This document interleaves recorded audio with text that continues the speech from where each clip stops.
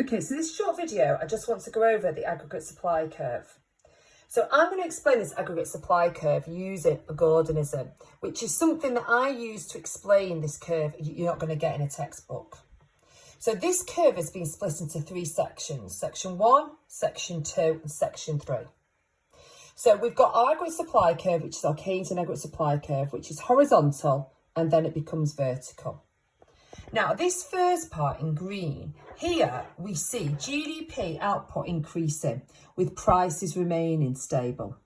Now, the reason why output can increase by such a significant amount and prices remain stable is because factors of production are asking for very low and stable wages. There's very little pressure from factors of production, like labour, to ask for a higher wage. And because wages are low and stable, this means prices are low and stable in the economy. And that's because wages are part of the cost that firms need to pay for them to produce the goods. So if wages stay low, so can prices. And the reason why the wages are low is because factors of production, labour, know that they can't put pressure on their wages to rise, because if they do, they will lose the job. And somebody else who's willing to take the job will take it in their place. When we're in this part of real GDP, in this green area here, there is unemployment because we're not at full employment here yet, YF. So any point down here in green, there is people who are unemployed, and it's those people who are unemployed keep the pressure on wages to stay low. Next bit, we have this red bit. Now, what's happening here is the labour market is starting to tighten, and there are only few factors of production who are left without a job. So full employment, we're just coming up to it here.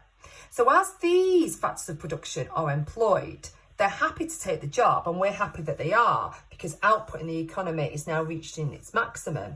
But these people realise there's very few factors of production left that don't have a job.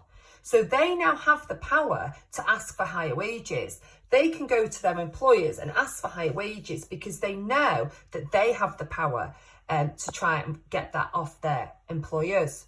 And that's because there's less people available to take the job if they refuse. They've got more power than these people here in green. At this purple bit here, because we've gone past full employment, we can't produce any more in this economy. So if employers try to come in and take on more staff, all that will happen is staff will move from business to business, just asking for higher wages. So staff one would move from business A to business B. And for them, they'll do that because maybe business B will pay them a higher wage. But we don't have more in the economy because whilst business B can produce more because they've got an extra member of staff, business A now produces less because they've lost their member of staff. So as an economy, we don't have any more. Yes, business B can produce more, but as an economy, we don't have any more. So in this purple area here, prices increase as wages have to increase to entice factors of production to move from one firm to another, but there's no increase in GDP. So here, GDP rises, prices stay the same. Here, GDP rises and prices rise by a little bit, up to full employment, YF.